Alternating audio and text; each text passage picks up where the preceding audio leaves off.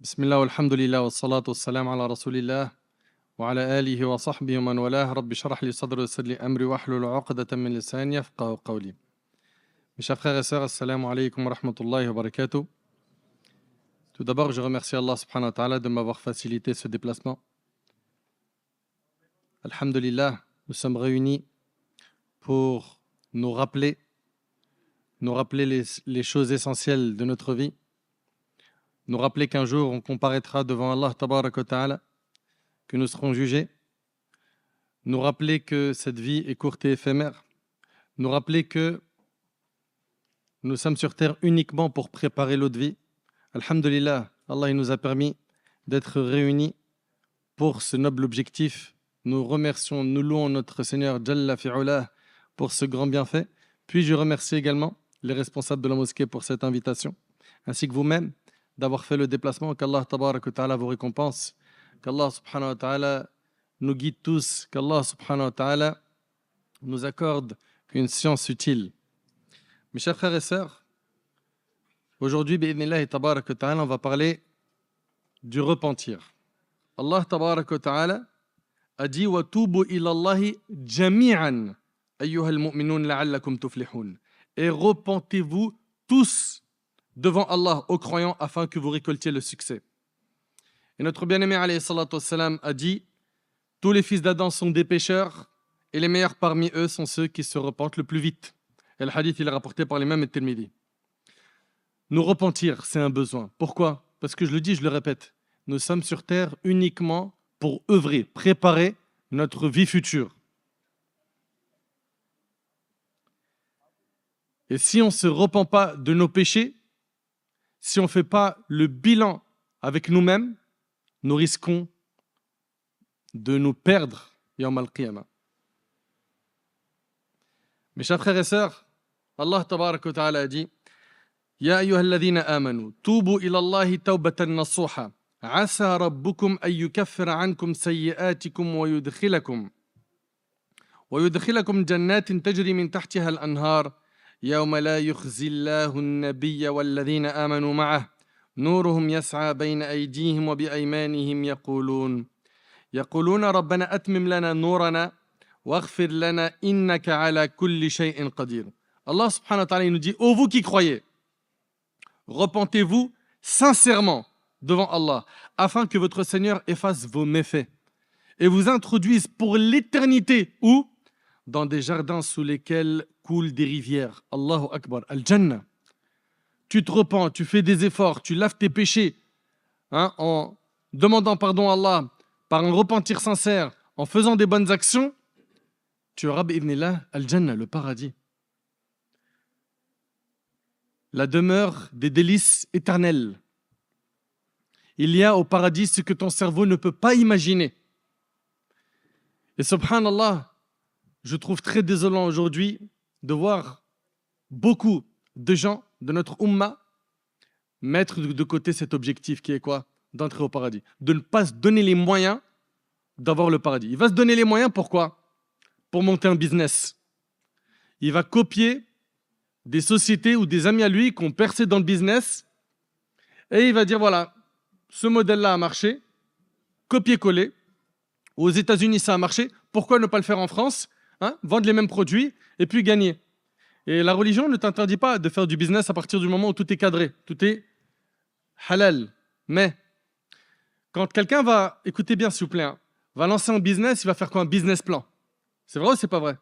La question que je me pose c'est quel business plan t'as fait de ta vie?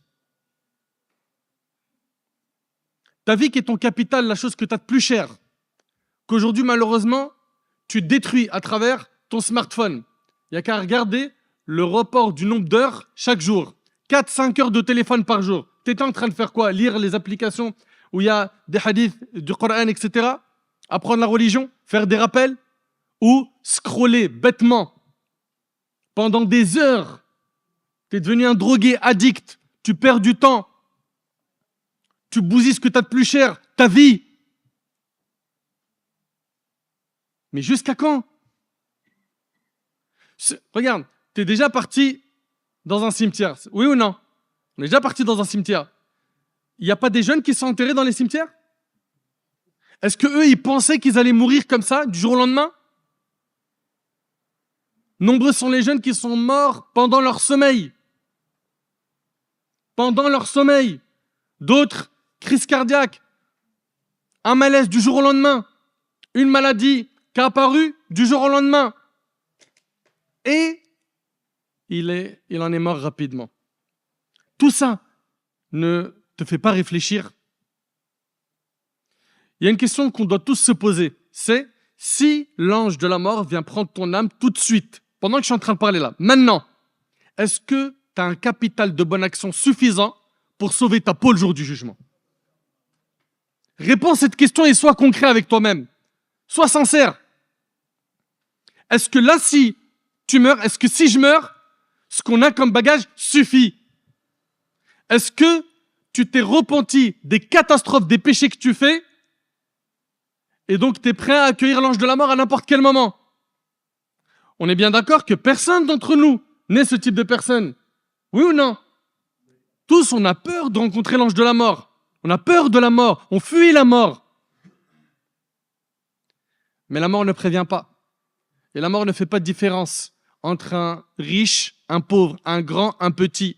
La mort ne t'envoie pas un texto pour te prévenir que dans quelques heures, l'ange de la mort vient cueillir ton âme. Non, c'est faj'atan. Et d'ailleurs, subhanallah, le prophète sallam, il nous enseignait que parmi les signes de la fin des temps, il y a la mort subite. On mangeait avec lui hier. C'est ce qu'on entend dans les janazas. Hier, j'ai mangé avec lui. On est en train de rigoler ensemble. Subhanallah, j'arrive pas à y croire. Il est mort. C'est pas les phrases qu'on entend. Mais ces phrases-là, un jour, on va les dire pour toi et moi. Et la question qu'on doit se poser, c'est Yawm al-Qiyamah. Est-ce que mes œuvres, mes bonnes actions vont peser lourd dans la balance des hasanat, oui ou non? Est-ce que le jour du jugement, j'aurai beaucoup plus de péchés que de bonnes actions? Est-ce que le jour du jugement sera un jour pour moi facile? Allah subhanahu wa ta'ala dit Fi yawmin kana miqdaruhu 50 alf sana. Un jour, le jour du jugement qui dure 50 000 ans. T'imagines? Un jour qui va être difficile, pas pour tout le monde. Les pieux, Allahumma ja'alna minhum ya Rabb, qu'Allah fasse de nous des pieux. Les pieux, ceux qui ont cartonné dans la vie d'ici-bas, en œuvrant pour l'au-delà, sans oublier leur part de ce bas monde. Ça ne veut pas dire qu'on est en train de dire fais tes adorations, tes pratiques religieuses et abandonne complètement la vie d'ici-bas, travaille pas, tu n'as pas le droit au loisir, etc. Non, non, non, non. Reste quelqu'un d'équilibré. Il y a un temps pour tout. Un temps pour te reposer. Tu as même le droit de te divertir dans un cadre halal. Et il y a un temps sérieux où tu dois faire la salat, tu dois t'acquitter de ta zakat, tu dois aider, tu dois obéir à tes parents, etc., etc., etc. Mes chers frères, mes chères sœurs, malheureusement, je le dis, je le répète, il y en a énormément qui, quand ils vont faire un calcul pour un business, ils vont faire un calcul, ils vont étudier ce business bien comme il faut. Pourquoi? Parce qu'il ne faut pas que je me loupe. Même si les personnes qui se lancent dans le business savent que le risque existe dans le commerce, n'est-ce pas? D'ailleurs, n'importe quel commerçant, il va te dire, écoute, si tu n'es pas prêt à prendre des risques, rentre pas dans le business. C'est pas leur phrase? Oui ou non? Et ils vont faire des calculs pour diminuer la casse, pour faire en sorte qu'ils cartonnent, qu'ils gagnent beaucoup, efficacement, intelligemment, etc. Très bien. Mais est-ce que tu as fait un business plan pour ta vie? Le jour du jugement, le prophète alayhi salatu wassalam, il nous dit que le fils d'Adam ne fera pas un pas sans qu'il soit questionné sur 4 choses. Parmi elles, ta vie, comment tu l'as passée? Qu'est-ce que tu vas répondre à Allah? Qu'est-ce que tu as regardé? Qu'est-ce que tu aimais regarder? Qu'est-ce que tu aimais écouter? Qui est-ce que tu fréquentais? Pourquoi? De quoi est-ce que tu parles? Pourquoi? Quels sont tes sujets de discussion favoris? Et pourquoi? Pose-toi toutes ces questions pendant qu'il en a encore temps. Tu es vivant, alhamdulillah. Les gens qui sont sous terre, s'ils pouvaient revenir sur terre, vous pensez qu'ils feraient quoi? S'ils pouvaient revenir sur terre, ils reviendraient faire des adorations. Et nous, alhamdulillah, on manque de rien. On a la santé, on a à manger, on a un toit. Qu'est-ce qui nous manque? Allah tabarak wa ta'ala, il nous dit وَمَنْ لَمْ يَتُبْ فَأُولَٰئِكَ هُمُ الظَّالِمُونَ. Et quiconque ne se repent pas, ceux-là sont les injustes. Allahu Akbar. Allahu Akbar. Ils font des péchés avec leurs yeux, avec leurs oreilles. Ils désobéissent à Allah, ils mettent en colère Allah. Ils savent au fond d'eux que c'est un mal, ça les ronge, ça les brûle, mais ils n'arrêtent pas. Ils sont injustes. Ce ne sont pas mes paroles. Et quiconque ne se repent pas, nous dit Allah, ceux-là sont les injustes. On a trop de musulmans et de musulmanes qui remettent le repentir à demain. Plus tard. Ils procrastinent. J'ai encore le temps. C'est vrai, ce que je fais, c'est pas bien. Je sais. Mais, Inch'Allah, un jour. Mais qui te dit que ce jour, tu vas l'atteindre? Ça se trouve, tu vas mourir avant de te repentir. Qu'est-ce que tu vas dire à Allah? Quand il va te questionner, que vas-tu lui répondre? T'avais peur du regard des gens plus que celui d'Allah? Tu voulais faire tes preuves sur TikTok, sur les réseaux sociaux, sur YouTube, sur Snap, pour que les gens t'admirent, pour que les gens te mettent sur un piédestal, pour que tu brilles, tu sois une star. Le plus important pour toi, c'était la parole des gens, la satisfaction des gens, plus que la satisfaction d'Allah. Mon frère, ma sœur, es-tu quelqu'un de raisonnable? Est-ce qu'on est raisonnable? Nous, on est musulmans. Ce qui doit occuper notre esprit, c'est quoi? C'est la satisfaction d'Allah avant tout. C'est qu'Allah m'aime. Parce que si je gagne l'amour d'Allah, wallahi, j'ai tout gagné. Mais non, tu lui parles de la prière, Inch'Allah. Je sais, wallah, je sais, je vais essayer, t'inquiète, j'ai la nia. Mais tu es dans des relations illicites avec les femmes. Ma sœur, tu es dans des relations illicites avec des hommes. Je sais, mais je suis faible. Inch'Allah, je vais réussir, Et on remet à plus tard. On remet toujours à plus tard. Tu fumes. Pourquoi? Tu es en train de te détruire. Tu as bien vu que depuis que tu as touché à la clope, tu as enchaîné tout ce qui se fume. Tu as essayé la chicha, puis après le joint, puis, et ça ne s'arrête pas. Quand est-ce que tu vas arrêter? Ouais, Inch'Allah. Et c'est quoi finalement? C'est des personnes qui ne veulent pas prendre leur destin en main sérieusement. Il y a des choix de vie à faire pour pouvoir gagner l'au-delà. Notre bien-aimé sallallahu alayhi wa sallam, qui est le modèle qu'Allah tabarak wa ta'ala a envoyé pour l'humanité, et les compagnons radiyallahu ta'ala anhum, les élèves de notre prophète sallam, ils ont fait beaucoup d'efforts et beaucoup de sacrifices pour gagner l'amour d'Allah. Beaucoup. Et si on parle d'eux aujourd'hui comme nos exemples, nos héros, c'est parce qu'ils ont mis comme priorité dans leur vie la satisfaction d'Allah.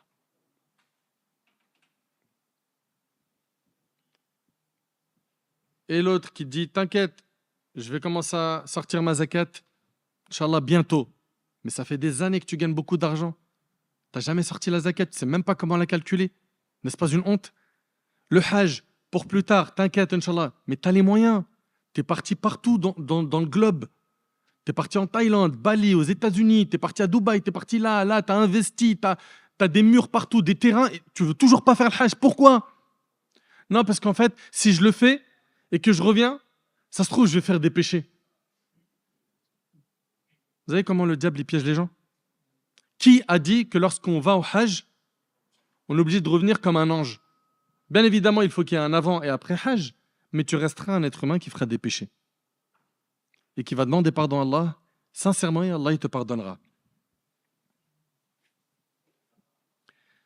Toi qui es tombé dans les ténèbres des péchés, toi qui as un attachement fou au péché, toi qui as été injuste envers ton Seigneur, toi qui as commis des tonnes de péchés, abandonne ce monde mauvais pour Allah subhanahu wa ta'ala et fais-le pendant qu'il en a encore temps. Et wallahi l'azim mes frères, wa rabbil Kaaba, que personne parmi nous n'a une garantie ou la garantie de vivre longtemps. On peut mourir à n'importe quel moment. La mort ne prévient pas. La mort frappe à n'importe quel moment. Et vous avez déjà entendu un tel parmi vos proches ou vos amis ou vos connaissances, son bébé est mort. Il vient de naître. Ou quelques mois après sa naissance, il est mort. Ou 2-3 ans après sa naissance, il est mort. Ou, comme il n'y a pas très longtemps, j'ai prié sur une jeune fille, salat de janaza, elle avait 14 ans. Ou des gens qui étaient en train de préparer leur mariage comme une sœur. Je suis parti à sa janaza, elle se mariait le lendemain, elle est morte. Wallahi que la mort ne prévient personne. Mais on ne veut pas l'entendre. Pourquoi? Parce qu'on veut obéir au wasaous du diable, à notre âme incitatrice au mal, aux mauvaises fréquentations. On ne veut pas entendre la vérité. On préfère se voiler la face jusqu'au jour du choc. Et vous avez vu dans nos quartiers, quand il y a un jeune qui meurt, ça choque tout le monde, ça glace tout le monde, même les délinquants. Oui ou non? Mais que ça te choque à l'instant T, on va dire que, encore heureux, t'es humain, c'est normal. Mais où est-ce qu'elles sont les prises de conscience? Pourquoi tu ne te dis pas, ça se trouve, ça sera moi? Qui t'a garanti que tu allais vivre longtemps? Qui t'a garanti que tu allais vivre jusqu'à avoir tes 40-50 ans que tu as dans la tête, hein, puis je ferai le hajj, puis je serai marié, puis une fois que ça y est, j'arrête le haram. Nous sommes tous des janazas en salle d'attente. Vous entendez? Nous sommes tous et toutes des janazas en salle d'attente. À n'importe quel moment, on va partir. Et c'est pour cela que nous, en tant que musulmans, on a une croyance. On croit au jour du jugement dernier. On croit au paradis et à l'enfer. On croit aux délices et aux supplices, les châtiments qui attendent certains Yawm al-Qiyamah. Pourquoi? Pourquoi, mes frères? Pourquoi, mes sœurs, autant d'insouciance? Pourquoi est-ce qu'on s'est oublié comme ça? Pourquoi est-ce qu'Allah, c'est plus notre priorité? Après, on s'étonne qu'on ait éprouvé et que l'épreuve s'intensifie sur la Ummah. Qu'est-ce qui a fait sortir notre père Adam et notre mère Hawa du paradis? C'est quoi? La désobéissance. Qu'est-ce qui a fait périr Ad, Thamoud? Qu'est-ce qui a fait périr les peuples qui ont combattu les prophètes? C'est Al-Ma'asi, Al-Dhunoub, les péchés, la désobéissance. À nous de nous reprendre en main très rapidement. Et garde en tête une chose, c'est que toi qui penses que le repentir il est impossible parce que tu as un passé sombre, ou parce que tu es tellement attaché au haram que tu n'arrives pas à t'en détacher, non, ce n'est pas impossible. Et écoute toutes ces bonnes nouvelles. Notre bien-aimé Muhammad sallallahu alayhi wa sallam relate que son Seigneur, c'est-à-dire Allah, à lui la puissance et la grandeur, a dit, Allah subhanahu wa ta'ala, notre maître, Allah dit, lorsque le serviteur se rapproche de moi d'un empan, je me rapproche de lui d'une coudée. Lorsqu'il se rapproche de moi d'une coudée, je me rapproche de lui d'une brasse. Et lorsqu'il vient vers moi en marchant, je me hâte vers lui, rapporté par Bukhari et Muslim. C'est-à-dire quoi?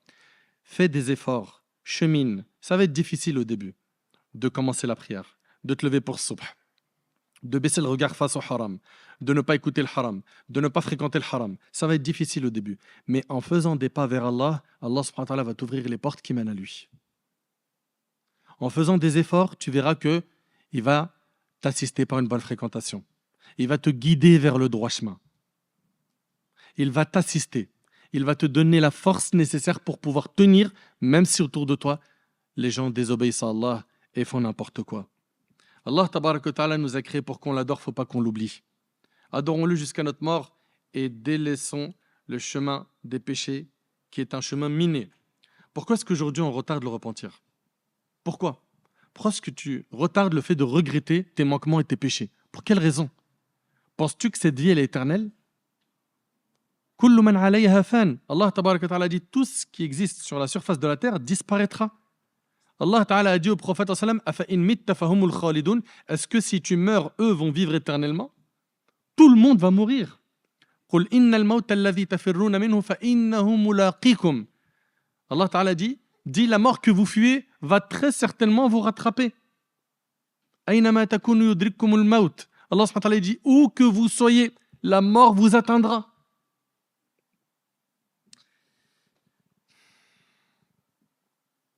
L'imam Muslim rapporte que le prophète sallallahu alayhi wa sallam a dit Allah se réjouit, écoute bien, Allah se réjouit certainement de son serviteur quand il revient à lui plus que ne se réjouit l'un de vous qui était sur sa monture dans une terre désertique, elle s'échappe tout à coup en emportant sa nourriture et sa boisson.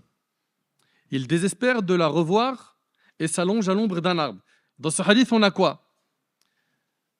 On a ici que le prophète nous dit qu'Allah se réjouit du repentir de son serviteur plus qu'un homme qui est dans le désert avec sa monture et il a sa nourriture et sa boisson dessus.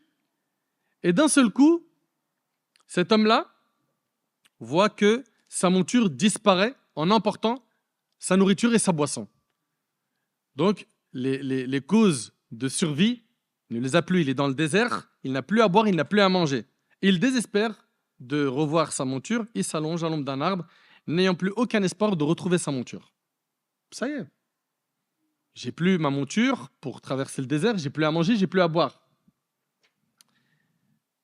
Donc c'est quelqu'un qui attend la mort. Essaye d'imaginer la situation de cet homme qui a perdu les causes de sa survie. Cependant qu'il est ainsi, voilà que sa monture se tient debout devant lui. Elle est revenue. T'imagines la joie de revoir cette monture et qu'il l'attrape et qu'il la garde avec lui. Il l'a saisie par la bride et il a dit sous l'effet de sa joie excessive, « Seigneur Allah, tu es mon esclave et je suis ton Seigneur. » Il a dit « Akhta'a min shiddatil farah » Tellement il était heureux, il s'est embrouillé. Il s'est embrouillé tellement il était heureux, il a dit « Seigneur, tu es mon esclave et je suis ton Seigneur. » Alors que normalement il aurait dû dire l'inverse.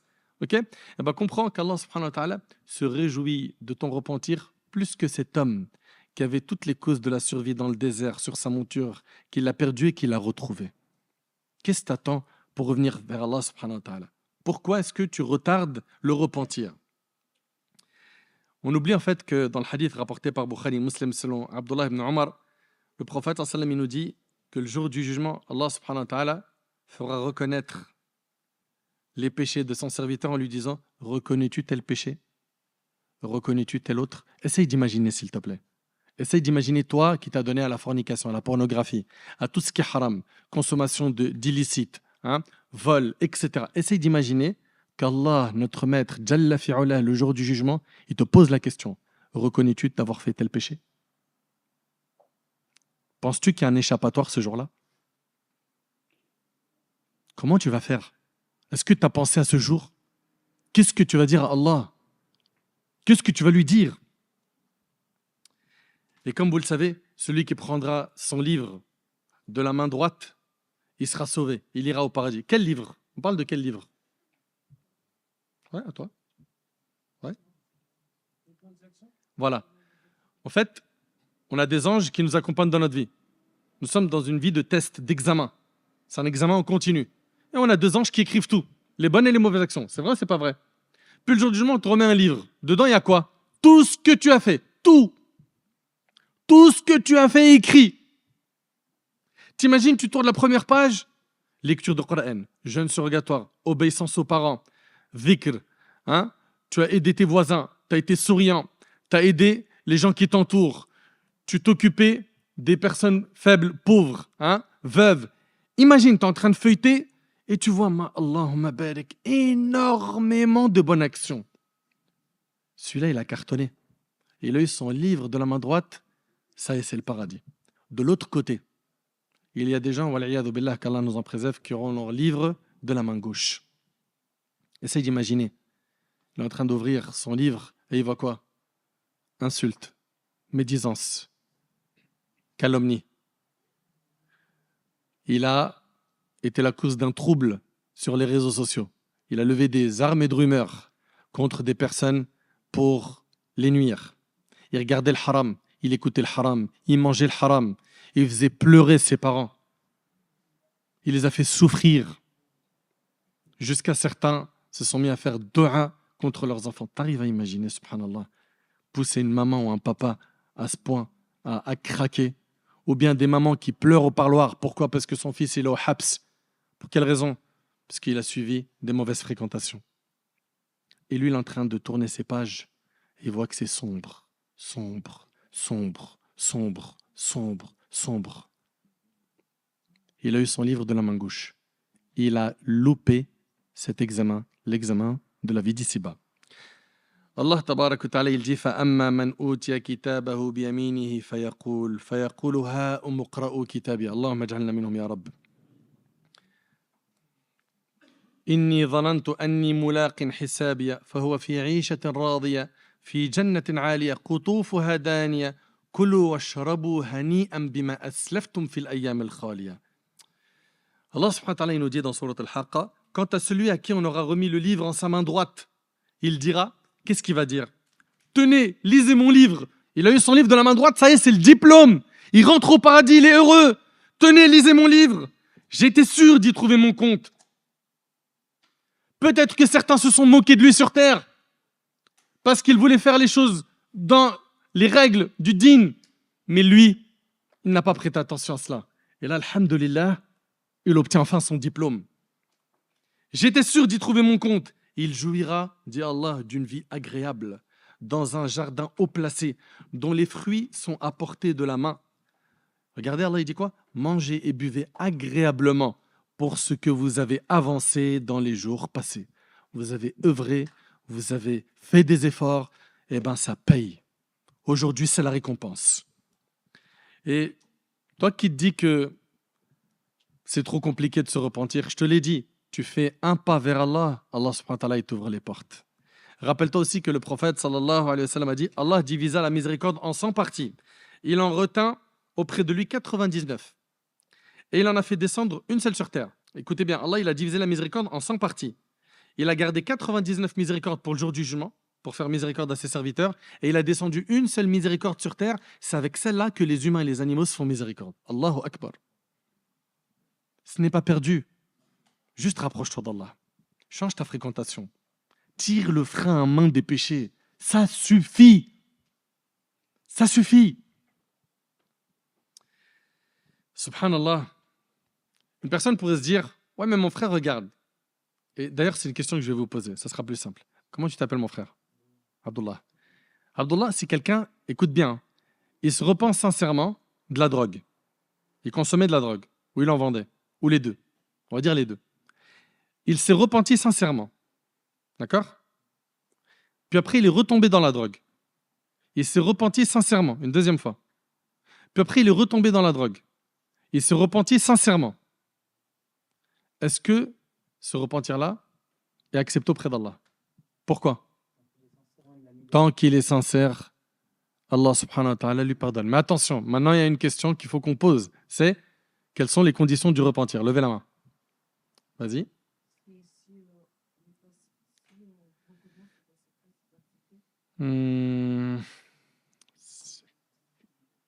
Ouais, Samba. Dis.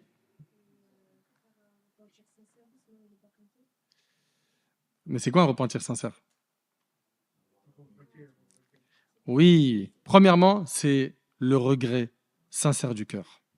Le prophète sallallahu alayhi wa sallam a dit An-nadamu tawba. Le regret, c'est un repentir. Déjà, tu dois regretter de ton cœur. C'est-à-dire, quand tu penses au péché, tu n'es pas heureux. Parce que vous avez vu, il y a des gens, ils ont fait du haram dans leur vie. Ils ont fait des choses illicites. Mais quand ils y pensent, ils disent, franchement, quand même, lourd, hein? C'était de la bombe. Il est où le regret? Le regret implique que tu te sens mal quand tu penses au péché que tu as fait. Tu as désobéi à Allah. Allah t'a vu. Autre condition du repentir? Ouais. Vas-y. Alors, il y a le fait de se détacher immédiatement du péché. Et 3, c'est être déterminé à ne plus le refaire. Donc écoutez bien, si quelqu'un il regrette le péché, il se détache immédiatement du péché, mais il n'a pas le point numéro 3, qui est quoi? Être déterminé de ne plus le refaire. Son repentir n'est pas sincère. Il lui manque quelque chose. Un repentir complet, il lui faut ces 3 points. Je regrette, je m'en détache tout de suite, et je suis déterminé à ne plus le refaire. Mais maintenant, il s'est repenti de cette manière-là, mais avec le temps, Shaitan l'a eu, il est retombé dans le péché. Tant qu'à chaque fois, son repentir sera sincère, s'il retombe dans le même péché plusieurs fois, Allah il lui pardonnera. Écoutez bien pour pas travestir les propos que j'ai dit. Tant que son repentir est sincère, c'est-à-dire qu'il contient ces 3 conditions. Parce que si lui il se repent du péché, mais il dit, si l'occasion se répète, je fonce. Ah non, tu n'es pas déterminé à ne plus le refaire. Vous suivez? Et cela, Ce que je viens de vous dire là, on le trouve dans un hadith rapporté par Abu Huraira, qui est rapporté par Bukhari et Muslim. Le prophète a dit, un serviteur a commis un péché. Un serviteur commis un péché, alors il a dit, oh Allah, il a dit, pardonne-moi mon péché. Alors Allah a dit, mon serviteur a commis un péché, et il a su qu'il avait un Seigneur qui pardonne le péché et qui punit aussi pour celui-ci. Puis, le serviteur récidiva et pécha de nouveau. Et de nouveau, il a dit, Seigneur, ô Seigneur, pardonne-moi mon péché. Allah tabaraka wa ta'ala a de nouveau dit, mon serviteur a commis un péché, et il a su qu'il avait un Seigneur qui pardonne le péché et qui punit aussi pour celui-ci. Après un certain temps, le serviteur récidiva et pécha encore. On voit bien que le serviteur ici recommence le péché. N'est-ce pas? Il a dit au Seigneur, pardonne-moi mon péché. Allah, béni et exalté soit-il, déclara alors, mon serviteur a commis un péché, mais il a su qu'il avait un Seigneur qui pardonne le péché et qui punit aussi pour celui-ci. Agis donc comme tu le souhaites, assurément, je t'ai pardonné. C'est-à-dire quoi? Tant que ton repentir, à chaque fois, il est sincère avec toutes ses conditions, Allah te pardonnera à chaque fois. Vous entendez? Est-ce que c'est un appel à foncer dans le péché? C'est ça que vous avez compris? Non, au contraire. Au contraire, c'est un appel simplement à ne pas perdre espoir si jamais le diable te met KO une deuxième fois ou une troisième fois. Mes chers frères, mes chères sœurs, le diable, n'oubliez pas qu'il a un rôle sur terre, c'est quoi? D'amener les gens à la corruption parce qu'il ne veut pas être tout seul dans le châtiment le jour du jugement. Et d'ailleurs, vous savez qu'est-ce que le diable il a dit? Dans le hadith d'Abi Sa'id al-Khudri, le diable a dit, il a dit ça à qui? À Allah, il a dit, je le jure par ta puissance, ô Seigneur, je ne cesserai d'égarer tes serviteurs tant que leurs âmes seront dans leur corps. Essaye d'imaginer, s'il te plaît. Le diable a dit à Allah, je le jure par ta puissance, ô Seigneur, je ne cesserai d'égarer tes serviteurs tant que leurs âmes seront dans leur corps. Quelle audace, n'est-ce pas? Et le Seigneur, Allah a répondu, regardez ce qu'Allah a dit, et le Seigneur a répondu, je le jure par ma puissance et ma majesté, je ne cesserai de leur pardonner tant qu'ils me demandent pardon. Allahu Akbar. Allahu Akbar. Et le hadith, il est rapporté par l'imam Ahmed. Subhanallah. Qu'est-ce que c'est beau. Allah tabaraka wa ta'ala peut reprendre notre âme à n'importe quel moment. Et il y a certaines personnes, au moment de la mort, qui vont demander à Allah de revenir sur terre pour faire le bien. Allah tabaraka wa ta'ala dit Hatta idha ja'a ahaduhumul maut, qala rabbi irji'un la'alli a'malu salihan fima tarakt. Allah il dit, puis lorsque la mort vient à l'un d'eux, il dit, oh mon Seigneur, fais-moi revenir sur terre afin que je fasse du bien dans ce que je délaissais. Et la réponse d'Allah, ça sera quoi? Kalla. Non. Non. Allah subhanahu wa ta'ala, il nous a envoyé le Coran, les prophètes. On a eu dans notre ummah des savants, des prêcheurs. On a été avertis, prévenus. Et avec tout cela, certains ont été négligents. Tu sais, si tu te repens, tu vas gagner l'amour d'Allah tabaraka wa ta'ala. Je ne sais pas si on réalise. Allah tabaraka wa ta'ala dit Inna Allah yuhib at-tawwabin wa yuhib al-mutatahhirin. Allah aime ceux qui se repentent et ceux qui se purifient. Allah, il les aime. Et tu sais, quand tu es aimé par Allah, qu'est-ce qui se passe? Allah subhanahu wa ta'ala, il appelle l'ange Gabriel, il dit j'aime un tel, aime-le. L'ange Gabriel, il appelle les anges des cieux pour que les anges des cieux t'aiment également. Et à la fin, tu es apprécié par les pieux sur terre. Donc quand tu es aimé par Allah, la première des choses, c'est que Allah te facilite de faire des bonnes actions, il te protège, mais il fait que les pieux, les bonnes personnes t'aiment. Les bonnes personnes t'aiment. Si tu gagnes l'amour d'Allah, tu as tout gagné. Combien on est nombreux à nous soucier de notre subsistance, notre rizq? Faut que je gagne de l'argent. C'est vrai, c'est pas vrai? J'ai envie de construire un foyer. J'ai besoin de sous. J'ai besoin de ci, j'ai besoin de cela, je veux me marier, etc.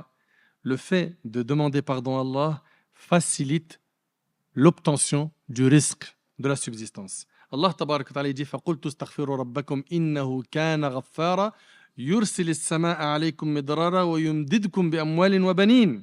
Al-Aya. J'ai donc dit, Regardez bien dans le verset. Implorez le pardon de votre Seigneur, car il est grand pardonneur, pour qu'il vous envoie du ciel des pluies abondantes et qu'il vous accorde beaucoup de biens et d'enfants. Le verset commence comment? Implorez le pardon de votre Seigneur, car il est grand pardonneur, pour qu'il vous envoie du ciel des pluies abondantes et qu'il vous accorde beaucoup de biens et beaucoup d'enfants. Demande pardon à Allah subhanahu wa ta'ala, afin qu'Allah subhanahu wa ta'ala, il t'accorde ta subsistance. Notre prophète, c'est notre modèle. Il demandait pardon à Allah subhanahu wa ta'ala tous les jours. Tous les jours. Dans le hadith rapporté par le Bukhari, il demandait pardon à Allah 70 fois par jour. T'imagines? Et dans le hadith de Muslim, il demandait pardon à Allah subhanahu wa ta'ala 100 fois par jour. 100 fois. T'imagines? Mais le souci, c'est quoi? C'est qu'on est nombreux à courir derrière ce bas monde. Nombreux à courir derrière ce bas monde en délaissant les efforts qu'il faut faire pour avoir le paradis. Et le hadith rapporté par Ibn Majah, ici, nous donne une grande leçon. Ce hadith de Zayd ibn Thabit qui rapporte avoir entendu le prophète sallallahu alayhi wa sallam dire « Celui dont ce bas monde est son principal souci, ce bas monde-là, c'est son principal souci. Faut que je perce, faut que je fasse de l'argent, faut que je sois connu, faut de la thune. » C'est ce qu'on entend aujourd'hui. Celui dont ce bas monde est son principal souci, Allah mettra la pauvreté entre ses yeux. C'est-à-dire quoi? Il ne sera jamais satisfait. Il ne sera jamais satisfait. Quoi qu'il ait comme gain dans ce bas monde, comme argent, il en voudra toujours plus. Jamais il sera satisfait. On a connu des gens autour de nous. Ils ont commencé à bosser même beaucoup, jusqu'à ils ont gagné beaucoup. Sa gourmandise, elle ne s'est jamais éteinte. Il a une belle voiture. C'était une bombe atomique pour lui. Il voulait un peu ce que vous entendez aujourd'hui, un RSQ3, l'autre il veut un BM de fou, l'autre il veut ceci, il faut sortir à faire un Lamborghini. Ce qu'on entend aujourd'hui chez les jeunes. Il l'a eu. 1 mois, 2 mois. Ouais, en fait, il y a mieux. Et puis maintenant, je vais bosser pour le mieux. Et ainsi de suite. Il a acheté une maison, un appart, ça l'a calmé? Il me faut le deuxième. Il a acheté le deuxième, c'est fini? Non. Pourquoi? Parce qu'on court trop. On pense trop. On a trop investi pour ce bas monde. Celui dont ce bas monde est son principal souci, dit le prophète, Allah mettra la pauvreté entre ses yeux et il n'aura de ce bas monde que ce qu'Allah lui a déjà destiné. Et celui dont l'au-delà est son principal souci. Allah mettra la richesse dans son cœur. Et c'est celle-là la vraie richesse. La vraie richesse, c'est al-qana'a. C'est que tu sois satisfait de ce qu'Allah t'a donné. Et ça, c'est donné qu'à ceux qui ont l'au-delà comme principal souci. Apprends à dire Alhamdulillah, remercie Allah pour ce que tu as déjà. Alhamdulillah, tu en as déjà beaucoup. Celui, dit le prophète, qui a l'au-delà comme principal souci, Allah mettra la richesse dans son cœur et l'ici-bas viendra à lui malgré lui. C'est-à-dire quoi? C'est-à-dire que cette personne qui avait pour principal objectif l'au-delà, cette dunya, elle va lui venir de manière aisée, facile.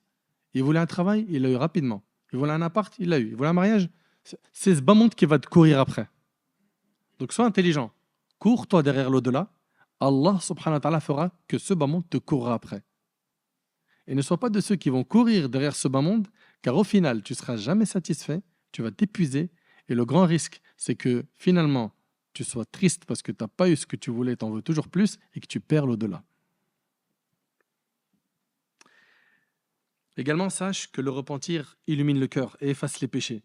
Ceux qui n'arrivent pas à prendre la science religieuse, le Coran, qu'ils se repentent, car les péchés sont un frein dans l'apprentissage. L'imam Malik, rahimahullah, il avait dit à l'imam Shafi'i, je vois qu'Allah a illuminé ton cœur par la science. N'éteins pas cette lumière par les ténèbres des péchés. Combien de gens se sont retrouvés à s'égarer du chemin d'Allah alors qu'ils avaient beaucoup de connaissances? Pourquoi? À cause des péchés. À cause des péchés. Si tu veux être un vrai adorateur, si tu veux apprendre la science religieuse, si tu veux purifier ton cœur, repens-toi. Repens-toi à Allah subhanahu wa ta'ala. Et invoque Allah subhanahu wa ta'ala pour qu'il te guide. Parce que nous, seuls, sans l'aide d'Allah, on ne peut rien faire. Le prophète, il disait Ya muqallib al-qulub, thabbit qalbi ala dinik. Ô toi qui raffermis les cœurs, raffermis mon cœur sur ta religion. Dans le Coran, Rabbana la tuzigh qulubana ba'da idh hadaytana wa hab lana min ladunka rahma innaka antal wahhab. Seigneur, ne laisse pas dévier nos cœurs après que tu nous aies guidés. Et accorde-nous ta miséricorde, c'est toi certes le grand donateur. Et quand tu te repens, sache que tes péchés passés deviennent quoi? Des bonnes actions. Illa man taba wa amana wa amila amalan salihan faulaika yubaddilu Allahu sayyi'atihim hasanat wa kana Allahu ghafuran rahima. Sauf celui qui se repent, croit et accomplit une bonne œuvre, ceux-là, Allah changera leurs mauvaises actions en bonnes. Allahu Akbar. Ils ont fait des péchés pendant longtemps. Ils se repentent sincèrement. Allah, il lui change ses péchés en bonnes actions. Franchement. T'imagines? En fait, il faut que tu comprennes que le péché détruit le cœur. En fait, le péché, c'est quoi? C'est un point noir, comme a dit le prophète dans un hadith, qui s'installe dans le cœur. Un deuxième péché, ça devient quoi? Un deuxième point noir. Un troisième péché, un troisième point noir. Si tu demandes pardon à Allah, rapidement, le point noir, il s'efface. Mais si les points noirs se multiplient sur ton cœur, qu'est-ce qui se passe? Dites-moi. Le cœur devient quoi? Noir. Et là, c'est quelque chose de gravissime. Parce que les cœurs sont de trois types. On a le cœur saint, qui est attiré par les bonnes actions, qui déteste les péchés. On a le cœur malade. C'est justement le cœur qui est taché. Il y a des points noirs. C'est quelqu'un qui a un pied dans les bonnes actions et un pied dans les péchés. Il a un cœur malade. Tantôt il fait le khir et tantôt il fait char, le mal. Et on a le cœur mort, qu'Allah nous en préserve, noir, ténébreux. Mais comment il en arrive à un stade où il déteste le dîn, la religion, la salat, que quelqu'un lui parle d'Allah? Comment il en arrive à un stade où il aime trop le haram? Parce qu'il a tellement fait de péché qu'il a assombri son cœur. Est-ce que c'est impossible qu'il revienne? Non. La porte du repentir, elle est ouverte. Tant que tu es vivant, reviens vers Allah. Et quoi que tu aies fait comme péché, Allah subhanahu wa ta'ala il dit dans le hadith de Anas, qui est rapporté par Tirmidhi, ô fils d'Adam, tant que tu m'invoques et que tu espères en moi, je te pardonnerai ce qui s'est produit de toi sans me soucier du nombre de tes péchés. T'entends? Tant que tu m'invoques et que tu espères en moi, je te pardonnerai ce qui s'est produit de toi sans me soucier du nombre de tes péchés. Ô fils d'Adam, si tes péchés ont atteint les nuages du ciel et que tu me demandes pardon, je te pardonnerai sans me soucier. Ô fils d'Adam, si tu viens à ma rencontre avec la contenance de la terre comme péché, sans rien m'associer, je t'apporterai sa contenance comme absolution. Subhanallah. Tout le monde connaît probablement l'histoire de l'homme qui a tué 100 personnes. Le prophète sallam, il a raconté une histoire d'un homme qui a tué 100 personnes. Il en a tué 99, puis après il a dit, est-ce qu'il y a quelqu'un de savant? J'ai envie de lui demander, est-ce que ce que j'ai fait là, ça peut être pardonné? Y a-t-il un repentir possible? On lui a indiqué un adorateur, quelqu'un qui n'était pas savant. Il a dit, j'ai tué 99 personnes. Il y a un repentir pour moi? Il a dit, 99? Non, il n'y en a pas. Il l'a tué, ça a fait 100. Puis après, les remords sont revenus et il a demandé la personne la plus savante. Et là, on lui a ramené un savant. Et le savant, il lui a dit, mais qui peut s'interposer entre toi et le repentir? Mais la condition, il a dit, quitte la terre dans laquelle tu vis, car c'est une mauvaise terre. C'est une terre où il n'y a que des gens qui sont mauvais. Donc toi, tu veux te repentir, mais tu ne veux pas quitter ton environnement. Tu veux continuer à fréquenter des gens mauvais. Tu veux continuer à aller dans les endroits qui t'ont perverti. Tu veux continuer à fréquenter ces gens qui sont en train de te détruire ton au-delà. Mais jusqu'à quand? Reprends-toi en main.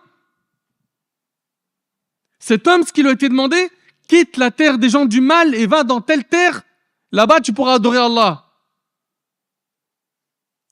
Mais nous, on veut pas. On veut pas se repentir en faisant des efforts, des sacrifices. Non. Je vais me repentir en le disant avec la bouche et en restant le même.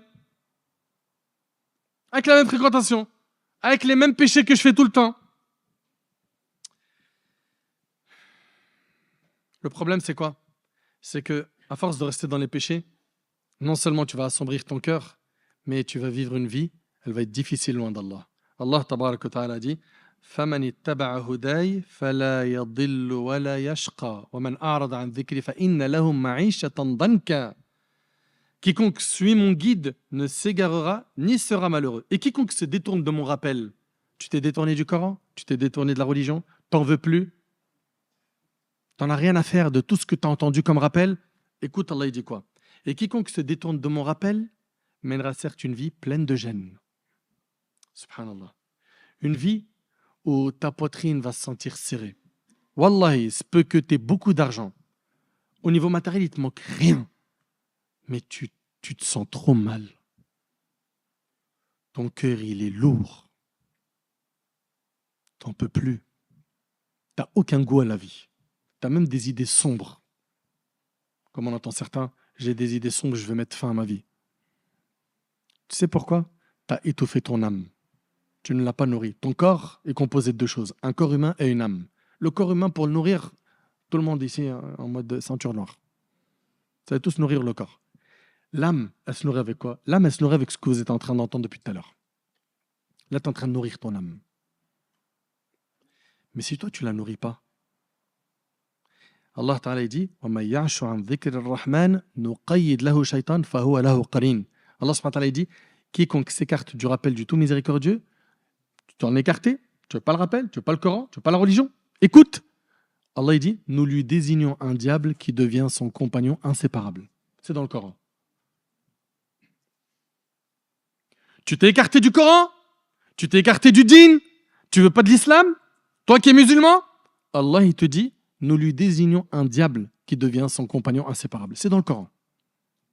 De l'autre côté, Allah Ta'ala il dit Man amila salihan min dhakarin aw untha wa huwa mu'min falanuhyiyannahu hayatan tayyiba.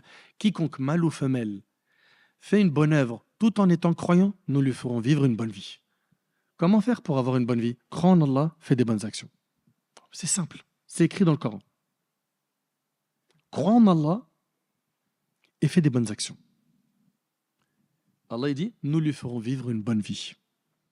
Ibrahim ibn Adham, il y a un homme qui est venu se plaindre de ses péchés et il vient demander conseil à Ibrahim ibn Adham. D'accord? Il veut savoir comment faire pour délaisser les péchés. Il a dit, premièrement, la première chose, si tu veux désobéir à Allah, ne mange pas de sa subsistance. Est-ce que c'est possible? Tout ce qu'on mange, nous, là, c'est pas la subsistance d'Allah? Subhanallah, c'est pas honteux. On mange de ce qu'Allah nous a accordé, on prend des forces par le biais de ce qu'Allah a créé, ce qu'il nous a donné, et suite à cela, on lui désobéit. Franchement, c'est pas honteux? Oui ou non? Il lui a dit, si tu veux désobéir à Allah, ne mange pas de sa subsistance. Il lui a dit, si tu veux désobéir à Allah, ne mange pas de sa subsistance. Mais on est tous d'accord que tout appartient à Allah. Il lui a dit, comment cela? Alors que toutes les subsistances appartiennent à Allah. Ibrahim lui a dit, est-il juste que tu manges de sa subsistance et que tu lui désobéisses? Ensuite, Ibrahim ibn Adham lui a dit, si tu veux désobéir à Allah, trouve un endroit qui n'appartient pas à Allah et désobéis-lui là-bas. Tu veux désobéir à Allah? Trouve un endroit qui ne lui appartient pas et désobéis-lui là-bas. Il y en a? Non. Tout appartient à Allah. N'est-ce pas? Allah Ta'ala dit Innal arda lillah yurithuha man yasha. En vérité, la terre appartient à Allah. Il en fait hériter qui il veut parmi ses serviteurs. Et l'homme, il lui a dit mais tout le royaume appartient à Allah. Ibrahim ibn Adham lui a dit est-il juste que tu désobéisses à Allah dans le royaume d'Allah? Ensuite, Ibrahim lui a dit la troisième chose, si tu veux désobéir à Allah, trouve un endroit sûr où Allah ne te voit pas. Ça existe, hein? Subhanallah. Allah tabarak wa ta'ala, il dit Ya'lamu kha'inat al-a'yun wa ma tukhfi as-sudur. Allah connaît parfaitement les regards sournois et ce que recèlent les poitrines. Donc en deux mots, il a dit quoi? Tu veux désobéir à Allah? Mange pas de sa subsistance. C'est possible? Fais-le dans un endroit qui lui appartient pas. Ça existe? Fais-le dans un endroit où il te voit pas. C'est possible? Mais vous vous rendez compte que nous, on mange des bienfaits d'Allah. On vit sur la terre d'Allah. On sait qu'Allah nous voit et on lui désobéit. Normal? Ibrahim ibn Adham lui a dit, si tu veux désobéir à Allah et que l'ange de la mort vient à toi, dis-lui, ne prends pas mon âme maintenant, jusqu'à ce que je me repente auprès d'Allah. Est-ce que ça c'est possible? Est-ce que quand l'ange de la mort il va venir prendre notre âme, on peut négocier avec lui un délai? Impossible. Allah Ta'ala il dit فَإِذَا جَاءَ أَجَلُهُمْ لَا يَسْتَأْخِرُونَ سَاعَةً وَلَا يَسْتَقْدِمُونَ. Allah Subhanahu wa Ta'ala il dit que lorsque leur terme échoit, ils ne peuvent ni le retarder ni l'avancer, fût-ce d'un instant. Quand l'ange de la mort il vient, c'est terminé. Tout de suite, il va prendre ton âme. Tu peux rien négocier. Subhanallah, il lui a dit, si tu veux désobéir à Allah, lorsque les anges viendront te prendre pour t'emmener en enfer, dis-leur, je ne vous suis pas. On est bien d'accord que tout ça, c'est impossible. Donc pourquoi retarder le repentir jusqu'à maintenant, mes frères et sœurs? Attention à ne jamais désespérer de la miséricorde d'Allah, parce que sa miséricorde, elle est immense. Et garde en tête une chose, c'est que quoi que tu aies fait comme péché, jamais tes péchés seront plus grands que la miséricorde d'Allah. Jamais. La miséricorde d'Allah est plus grande que tout. Mais reprends-toi en main. Commence par déjà une chose, c'est quoi? C'est être déterminé, avoir cette volonté de changer. Parce que si tu n'as pas cette volonté toi-même de changer, rien ne va changer.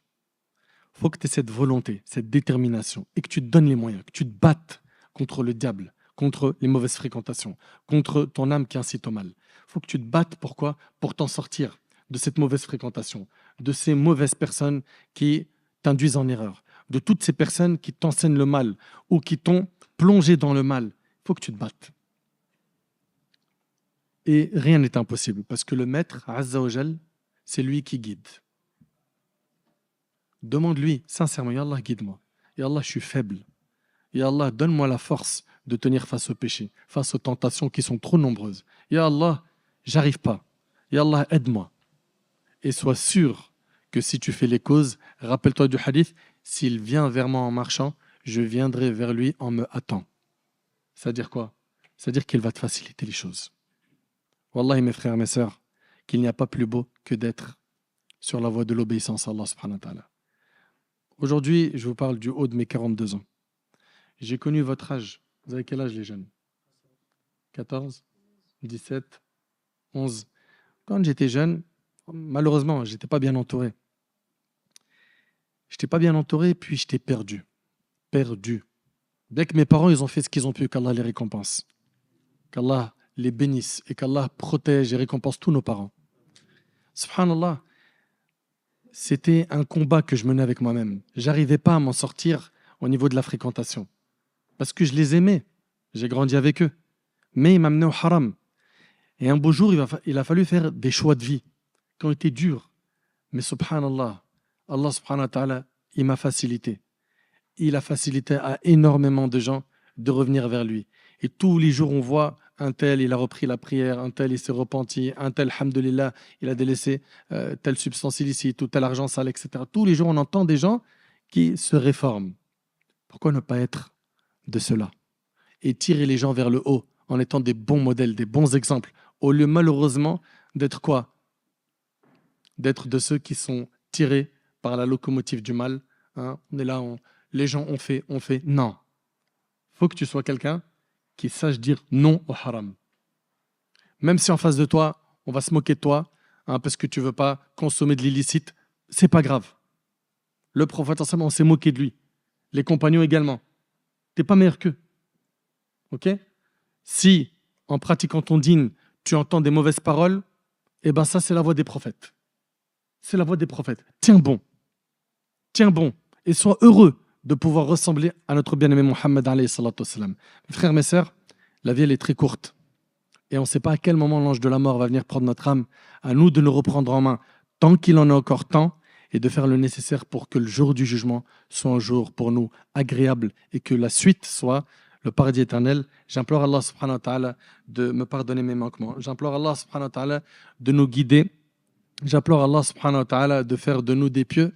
J'implore Allah subhanahu wa ta'ala de nous accorder une bonne fin. Sallallahu subhanahu wa ta'ala yataqabbala minni wa minkum salih al-a'mal. هذا والله أعلم سبحانك اللهم بحمدك أشهد أن لا إله إلا أنت أستغفرك وأتوب إليك وآخر دعوانا الحمد لله رب العالمين وجزاكم الله خيرا.